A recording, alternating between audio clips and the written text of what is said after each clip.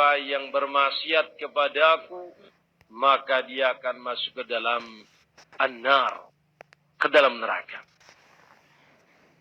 Hadis ini memberitahukan kepada kita sebab masuknya seorang ke dalam al-jannah adalah dikarenakan ketaatan.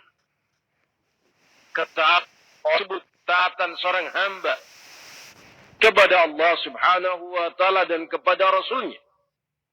Dengan sebab itu, atas izin Allah, hamba itu dimasukkan ke dalam al-jannah. Dari sini kita mengambil pelajaran bahwa masuk ke al-jannah itu penuh dengan usaha. Bukan semaunya, santai, nganggur-nganggur. Tidak. Bahkan masuk ke dalam surga itu harus dengan usaha yang gigih. Mewujudkan ketaatan kepada Allah Subhanahu wa ta'ala dan ketaatan kepada Rasul Muhammad sallallahu alaihi wasallam. Dalam Al-Quran Allah Subhanahu wa ta'ala berfirman, "Wa may yuti'illaha wa rasulahu yudkhilhu jannatin tajri min tahtiha al-anhar khalidina fiha dalikal fawzul azim." Itulah batasannya Allah Subhanahu wa ta'ala. Barang siapa yang mentaati Allah dan Rasulnya, memperhatikan batasan-batasannya, perintah, larangan, itulah batasan-batasan Allah Subhanahu wa ta'ala. Barang siapa yang mentaati Allah Subhanahu wa ta'ala dan Rasulnya, yudhilhu, Allah lah yang akan memasukkan dia ke dalam jannat, surga-surga Allah Azza wa Jal, yang mengalir di bawahnya sungai-sungai. Khalidina fiha, mereka kekal di dalamnya. Wadalikal fawzul azim, dan itu kemenangan yang besar. Ayat ini menerangkan bahwa sebab masuk ke dalam jannah adalah Allah yang memasukkan dia ke dalam surga. Tetapi Allah sebutkan mengapa dia dimasukkan ke dalam al-jannah, karena memperhatikan batasan-batasan Allah. Memperhatikan perintah dan larangan, mentaati Allah Subhanahu wa ta'ala, dan juga mentaati Rasulnya Muhammad alaihi salatu wassalam. Inilah dia kaum muslimin, amalan-amalan yang akan berpengaruh nanti di akhirat. Mentaati Allah, mentaati Rasul, dengan mengamalkan perintahnya, beribadah, bersungguh-sungguh kepada Allah Subhanahu wa ta'ala. Itu di antara yang disebutkan dalam Al-Quranul Hadis, sebab-sebab yang menyebabkan kita masuk ke dalam al-jannah. Hadirin kaum muslimin, Allah Subhanahu wa ta'ala telah mengingatkan kepada kita untuk berfikir tentang amalan-amalan yang telah kita lakukan.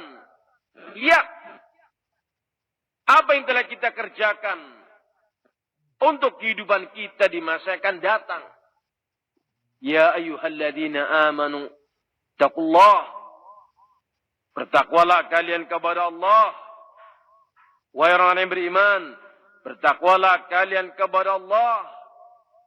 Wal tandur nafsun ma qaddamat lighad.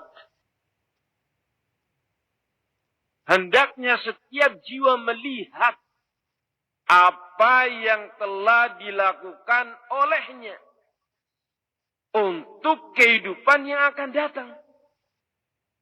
Di ghadin. Ghadin itu adalah besok. Yakni kehidupan setelah di dunia ini. kehidupan setelah kita mati, masuk alam kubur sampai ke alam akhirat. Ini menunjukkan bahwa alam akhirat yang akan kita raih, yang akan kita dapati, yang akan kita jalani, itu sangat terpengaruhi sekali dengan apa yang kita usahakan dan kita lakukan sekarang ini. Karena itu Allah Subhanahu wa taala mengingatkan, hendaknya setiap orang itu melihat apa yang telah dilakukan, apa yang telah dikerjakan. Nabi kita Rasulullah sallallahu alaihi wasallam dalam hadis yang sahih, beliau menyebutkan, "Lau anna rajulan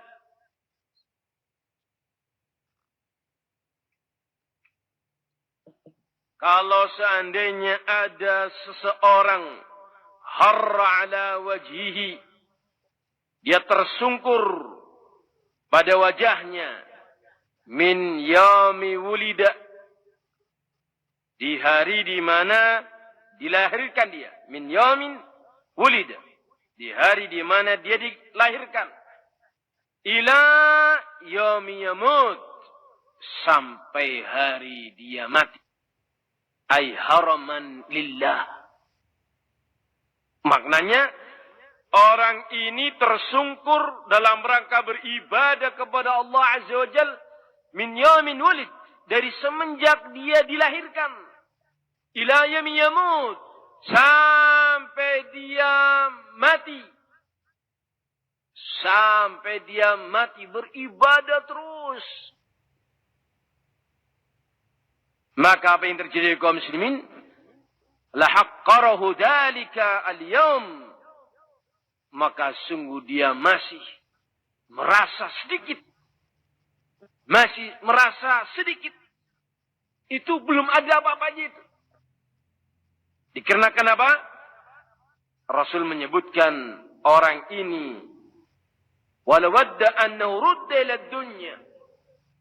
Sungguh orang ini, kata Nabi, sangat-sangat berkeinginan untuk dikembalikan ke dunia. Untuk dikembalikan ke mana? Ke dunia. Kay yazdad minal ajr wa thawab, agar bisa meraih pahala yang lebih besar lagi. Hadirin kaum muslimin rahimani wa rahimakumullahu jami'an. Nabi kita sallallahu alaihi wasallam menyebutkan dalam hadis ini, orang yang beribadah dari semenjak lahir, tersungkur pada wajahnya, harra ala wajihi,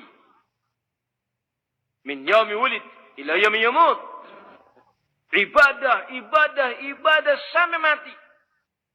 Lahaqqaruhu dzalik al-yawm.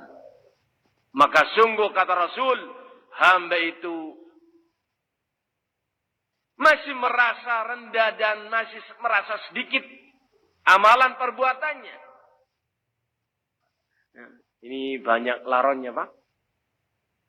Yang sini dimatikan bisa? Biar nanti ke sana dikurangi. Nah, mudah-mudahan ke sana nanti.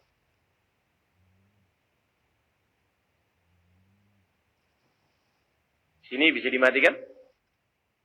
Tapi nanti apa, nggak pada tidur? Nggak pada tidur ya? Nggak tidur ya, Pak? Mau ngantuk malah rubah ya. Khalas. Jazakallah khair. InsyaAllah mudah-mudahan ke sana larinya. Laronnya. Hadirin kaum muslimin rahimani wa rahimakumullahu jami'an. Hadis ini disahihkan Syekh Al-Albani dalam kitab Sahih At-Targhib wa Tarhib. Imam Ahmad. Hadirin kaum muslimin, yang kita maukan dengan membawakan riwayat ini menunjukkan bahwasanya untuk meraih al-jannah itu adalah dengan berusaha, beramal, beribadah terus menerus sepanjang hari, sepanjang umur kita sampai kita mati. Toh masih sedikit itu. Masih sedikit. Disebutkan mengapa orang ini menganggap amalannya sedikit dalam keadaan dia beribadah dari semenjak lahir sampai dia mati. Dikarenakan dia telah melihat al-jannah yang begitu nikmat, yang begitu mewah dan megah. Lawadda, kata Rasul, sungguh hamba ini sangat menginginkan la rudda dunya, kalau seandainya bisa kembali ke dunia, dia akan yasdad, akan berusaha lagi, beramal lagi, agar mendapatkan tambahan pahala lagi, mendapatkan tingginya derajat lagi dengan memperbanyak amal ibadah. Hadirin kaum muslimin rahimani wa rahimakumullahu jami'an. Inilah dia kaum muslimin, pelajaran yang pertama yang kita sampaikan, bahwa untuk meraih al-jannah itu melakukan berbagai macam asbab-asbab, sebab-sebab, yang dengan sebab-sebab itu seseorang akan dimudahkan oleh Allah Subhanahu wa taala untuk bisa meraih al-jannah, mendapatkan surga Allah Subhanahu wa taala. Di antaranya kaum muslimin yang bisa kita contohkan pada kesempatan taklim kita malam hari ini adalah pembahasan tentang yang ringan-ringan. Zikir. Berzikir kepada Allah Subhanahu wa taala. Ini amalan yang ringan, mudah kita lakukan, tetapi memiliki manfaat dan hikmah yang besar. Hadis Nabi SAW yang disahihkan oleh Syekh Al-Albani dari sahabat Abdullah bin Mas'ud radhiyallahu an, qala Rasulullah sallallahu alaihi wasallam, laqaitu Ibrahim lailata usriya bi. Nabi menyebutkan, aku berjumpa dengan Nabi Ibrahim lailata usriya bi, di malam aku Isra wal Mi'raj. Isra wal Mi'raj, di mana Nabi bertemu dengan Nabi Ibrahim alaihissalatu wassalam. Faqala Ibrahim, maka berkatalah Ibrahim, aqri ala ummatika minni salam, ucapkan atau sampaikan untuk umatmu salam dariku. Wakhbirhum, dan beritahukan kepada mereka, annal jannata tibatu turbah, bahwa surga itu tanahnya itu sangat baik, sangat subur, sangat indah. Surga itu. Udmatul ma', airnya sangat sejuk, mengalir mata air dengan indah. Wahya qi'an, surga itu datar. Tanahnya subur, indah, gemah ripah laut Cinawi, airnya juga melimpah ruah. Wa ghiraswa, dan tata cara untuk bercocok tanamnya adalah dengan ucapan subhanallah walhamdulillah wa la ilaha illallah wallahu akbar. Lihat ini kaum muslimin menyebutkan tentang keutamaan zikir kepada Allah Subhanahu wa taala.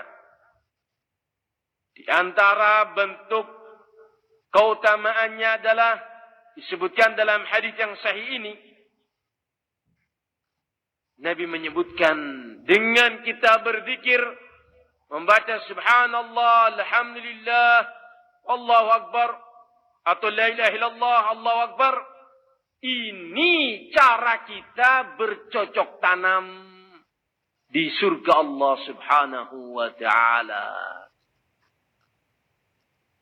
Maka mudah-mudahan dengan kita berzikir, baik itu zikir ba'da salat, atau zikir itu zikir yang umum, yang mutlak, yang kita ucapkan, subhanallah wa bihamdi subhanallahil azim, atau la ilaha illallah wahdahu la syarikalah, lahul mulku walul hamdu wa huwa ala kulli syai'in qadir, atau kalimat-kalimat thayyibah yang lainnya.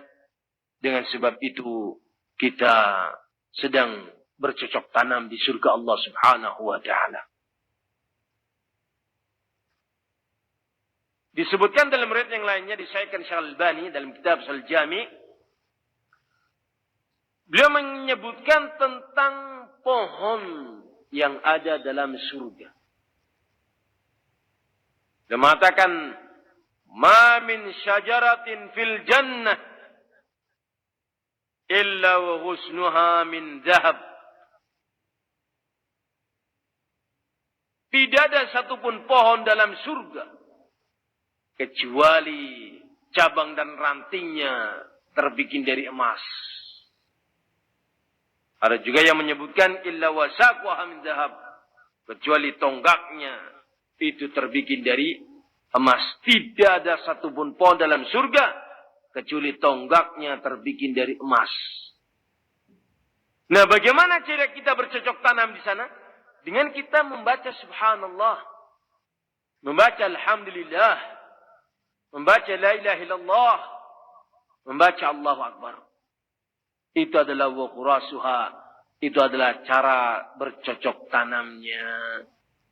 Masya Allah ya kaum muslimin rahimani wa rahimakumullahu jami'an. Adapun dalil tentang keutamaan zikir begitu banyak. Santum lihat dalam kitab Riyadhus Shalihin bab tentang az-zikir. Begitu banyak ya kaum muslimin. Di antaranya yang mungkin bisa kita bawakan adalah hadis Nabi sallallahu alaihi wasallam yang berkaitan tentang keutamaan berzikir ba'da salat yang fardu. Keutamaan membaca subhanallah, alhamdulillah, Allahu Akbar setelah salat fardu.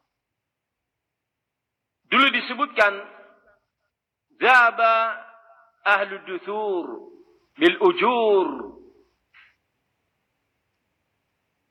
Orang-orang kaya disebutkan dalam riwayat tersebut, ja'a al-fuqara'u al-muhajirin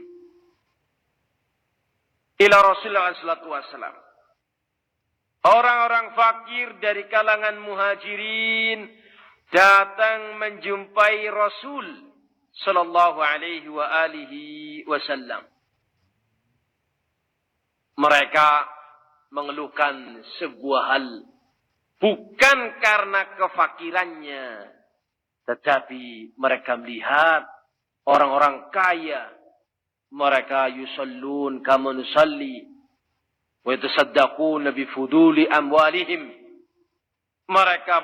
Mereka salat seperti kita salat, mereka puasa seperti kita puasa, namun mereka bersedekah dengan harta mereka. Yahujjun wa yatamirun wa yunfikun yatasaddaqun. Mereka berhaji, mereka berumrah, mereka bersedekah, berinfak, membantu dengan harta-harta mereka.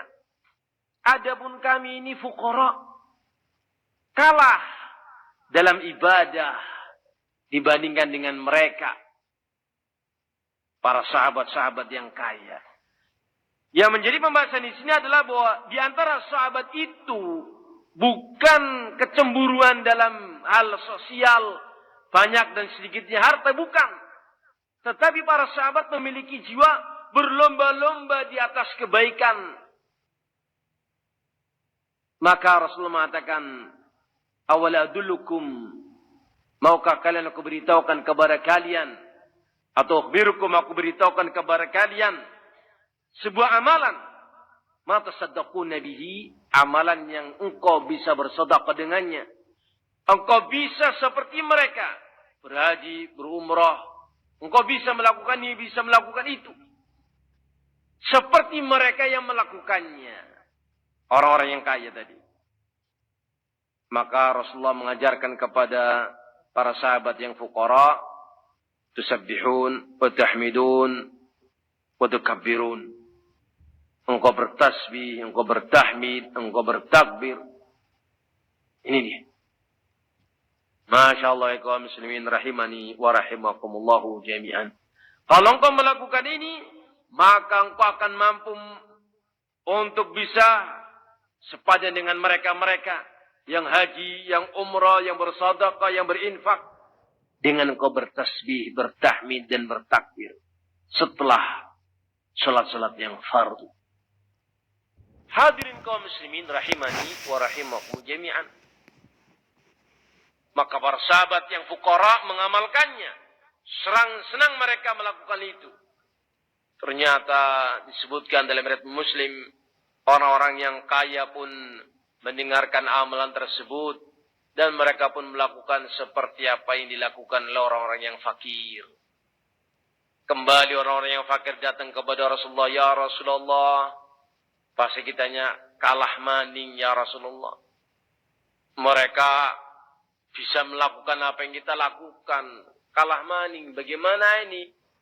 Qala Rasul mengatakan, dzalika fadlullahi yu'tihi man yasha. Itu adalah keutamaan yang Allah berikan kepada siapa yang Allah kehendaki. Ternyata ini kita bawakan kaum muslimin juga sebagai dalil bahwa zikir itu adalah perkara penting. Bukan perkara yang remeh. Ini pembahasan zikir dan banyak sekali contoh-contohnya. Namun bukan itu yang kita sedang sampaikan. Kita sedang menyampaikan amalan-amalan yang bisa membantu kita untuk bisa meraih al-jannah.